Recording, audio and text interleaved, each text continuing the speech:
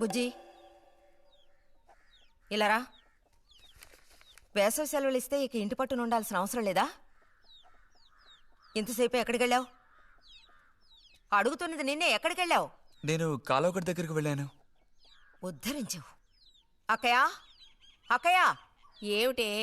ఇడుగో వచ్చాడు నీ కొడుకు. ఓహో, ఇప్పటికి తీరికైందా? తమరు దిగబడ్డారు సరే, మావేదవేడి? వాడు నీతో పాటు రాలేదా? వాడెప్పుడూ ఎస్కేప్ అయ్యాడు. రిజల్ట్స్ వస్తే ఇంకో 4 రోజుల్లో టౌన్కి వెళ్ళి ఇంజనీరింగ్ చదవాల్సిన కుర్రాడివి. అయినా ఇంకా చిన్నపిల్లలతో ఆటలా? అమ్మా, ఇంజనీరింగ్ చదవాలి కాబట్టే కాలువగట్ట ఎలా కట్టాలని చూడడానికి వెళ్ళాను. బాగా సాకులు నేర్చుకున్నావు. కొట్టానంటే పళ్ళు రాలిపోతాయి. పొద్దున్నెప్పుడో చెద్దన్నం తిని ఊరి మీద పడ్డావు. ఆకలేస్తుంది, కాళ్ళు చేతులు కడుక్కుని వెళితేను. బావగారికి ట్రాన్స్ఫర్ అయ్యి మీరు వెళ్ళిపోయాక స్వగ్రామానికి తిరిగి వచ్చి నాళ్ళుండడం ఇదేగా మొదటిసారి. అందుకే మరి ఇలా ఊరంపడి పడి తిరుగుతున్నాడు. కానీ వీడు వెళ్ళిపోతే నీకు అస్సలు ఊసిపోదు కదా. నాదే ముందులే, సగం జీవితం అయిపోయింది. వాడు చదువు పూర్తి చేసుకొని తిరిగి వచ్చాడనుకో, వాడినో ఇంటివాణ్ణి చేసి కృష్ణారామ అంటూ ఓ మూలన కూర్చుంటాను. చూద్దాం, బుజ్జిగాడేళ్ళకి తెలుస్తుందిలే.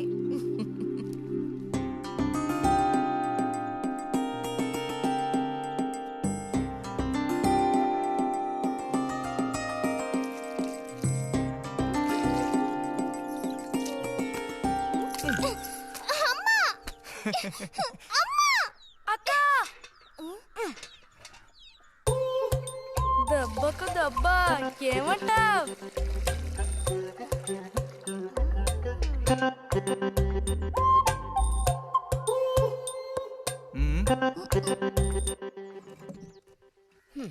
ఏరా ఇంజనీరు, ఇంకా ఎప్పుడొస్తుందిరా నీకు బుద్ధి? ఏ ఎప్పుడు చూసినా చిన్నపిల్లల్ని ఏడిపిస్తూ ఉంటావు. సిగ్గులేదు నీకు? మీరేం దిగులు పడకండమ్మా. టౌన్కెళ్ళి ఇంజనీరింగ్ చదువుకొని వస్తే మొత్తం రూపురేఖలతో సహా మనిషే మారిపోతారు. ఓ, మారిపోతాడు.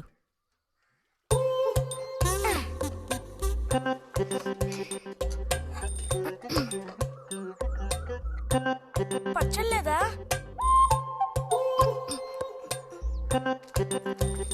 రే, ఎందుకు లేకదా ఊరుకుంటుంటే నువ్వు మరీ రెచ్చిపోతున్నావు. ఏమైంది భారతి? అలా చూసిన అంబోతుల పిల్లల్ని వదిలేయకూడదు, కాస్త గదమాయించి పెంచాలని నీకు ఎన్నిసార్లు చెప్పాను? చూడు ఏం చేశాడు. అయ్యో, నిజంగా నాకేం తెలీదు. ఇది నేను చేసిన పనేం కాదమ్మా. ఊరికే దోశలు నీళ్ళు తీసి నేను మొహం మీద చల్లాను, అంతే నేను చేసింది. ఆహా, నీకేం తెలియదేంటి? ఇదిగో నాతో అబద్ధం చెప్పుకో. ఒక బిందె నీళ్లు నా మీద కుమ్మరించాడు. నన్ను పట్టుకుని కొట్టాడు, తిట్టాడు, కిచ్చాడు. చూడు, నువ్వే చూడు, చూడమ్మా. ఇదేం బాలేదు బుజ్జి. రాను రాను నీ అల్లరి ఎక్కువైపోతుంది. మీ నాన్నకు ఉత్తరం రాసి నీ భాగవతం మొత్తం చెప్తాను. జలుబు చేస్తే తర్వాత ఎవడు పడతాడు?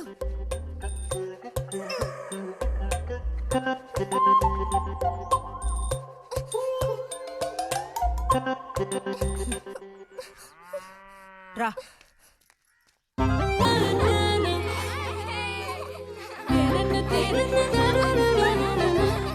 గోవిందు,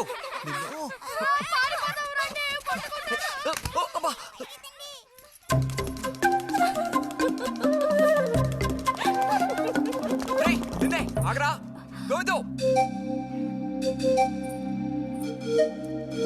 గోవిందు, ఆగరా, ఆగమంటున్నానా? గోవిందు, ఎరా చేతులు వదులు. వదిలితే పారిపోదావునా? చేతులు వదిలి చూడు, ఏం చేస్తానో అప్పుడు తెలుస్తుంది. ఎరా, ఎందుకురా శాంతినేత మీద నీళ్లు పోసావు? నన్ను ఎరికించడానికేనా? కాదు కాదు, అది దీని పని. అవునా?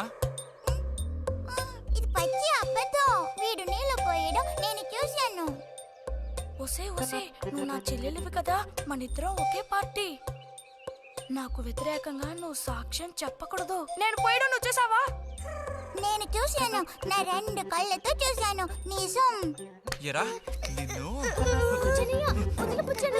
సరే సరే, నువ్వేం చేసుకుంటావో చేసుకో. తర్వాత నీ సంగతి చూసుకుంటానులే.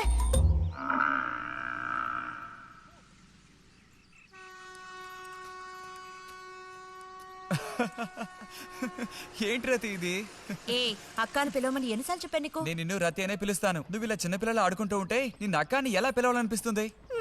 అక్కడికి తమరేదో పెద్ద మనిషి అన్నట్టు సిగ్గులేదు. ఇంజనీరింగ్ చదవబోయే మనిషి ఇంకా చిన్న పిల్లలతో సమానంగా ఆడుకుంటా. నువ్వు మగాడివైతే ఒక బుడుగుదు చూపించు, నేను దేనికైనా ఓడిపోతాను. ఓ అదోనే పెద్ద కష్టమా? చూడండి పిల్లలు, ఇప్పుడు మన బుజ్జి గారు ఇంతవరకు ఎవ్వరు ఊదినటువంటి పెద్ద బుడగ ఊదబోతున్నారు. చూడండి, కొట్టండి, చప్పట్లు కొట్టండి.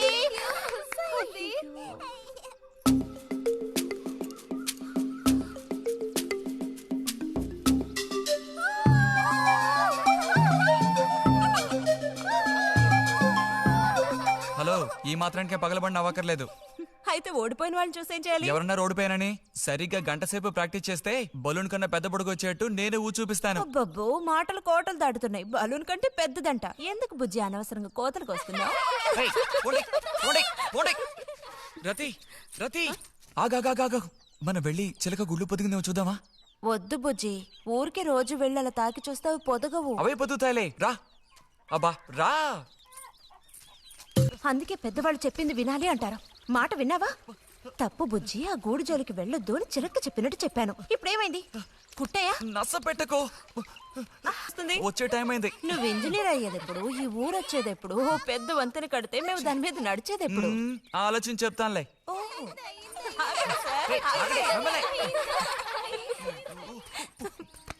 అటు తప్పుకో. రే బుజ్జి రా, ఇలా రా. దా కూర్చో. పోయిన వారం నీకు కథ చెప్పినప్పుడు మా రెజిమెంట్ శత్రువుని నాశనం చేయడానికి ముందడిగేస్తూ వెళ్ళిందని చెప్పి ఆపాను కదా. అప్పుడు శత్రువులు మా వ్యూహాన్ని చేరించడానికి ప్రయత్నించిన యాక్షన్ పార్ట్ తర్వాత చదివి చూస్తే చాలదేమోననిపించింది. చాలా పూర్గా ఉంది. అందుకని ఆ సీన్ టోటల్గా మార్చి రాశా.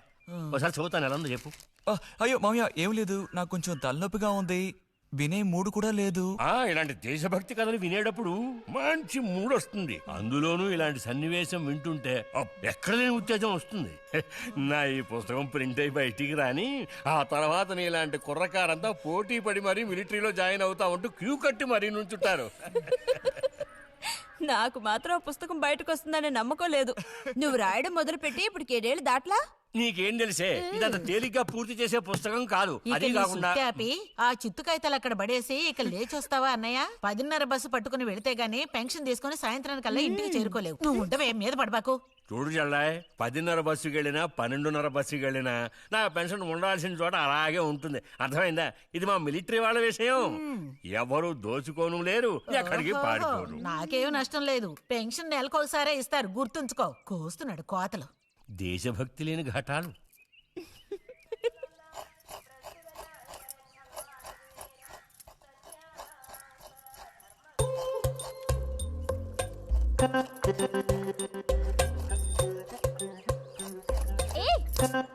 అమ్మా, వీడిని చూడమ్మా. అంబుజం, ఏంట్రా మేస్తున్నావా?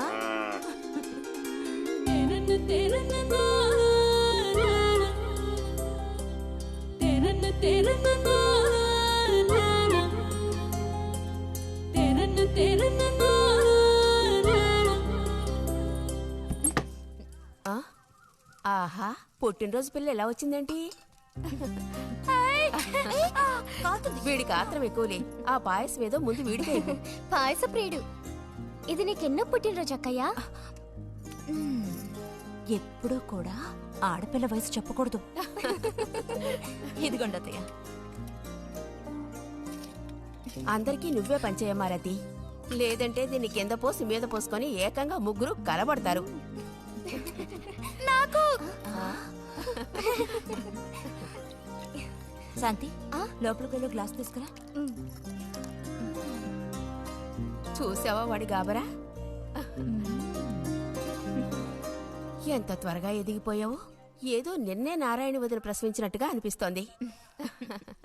అత్తయ్య, మధ్యాహ్నం భోజనానికి అందరూ మా ఇంటికి వచ్చేయండి. మరి నాకు? అయ్యో, నీకు లేదురా. నువ్వు వస్తే మరి ఇంకెవరికి తినడానికి ఉండదు. ఏం చేయమంటావు? అయ్యో, అన్నంత పని జరిగిందనుకో, ఇక వీడు నాకు ఏ పని తోచనివ్వడు. నీతో పాటు వీడిని తీసుకెళ్ళిపో. లోపల పాప బుజ్జిగాడు ఉన్నారు. అంటే నేను త్వరగా ముసల్దాన్ని అయిపోవాలనా? ఎందుకు నీకు ఈ కుట్ర బుద్ధి?